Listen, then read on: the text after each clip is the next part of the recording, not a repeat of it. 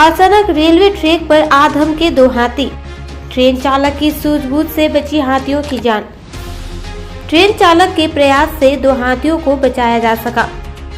NGP जाने वाली Alipurduar NGP tourist special express के सामने आज अचानक दो हाथी आ गए। दूर से दो हाथियों को देखकर ड्राइवर ने ट्रेन रोक दी। हाथियों के दो रेल लाइनों को पार करने के बाद ट्रेन को छोड़ा गया। यह घटना आज दोपहर हासीमारा मादारीहाट रेलवे स्टेशन के बीच हुई। इधर रेल चालक की सूझबूझ से एक बड़ा हादसा टल गया।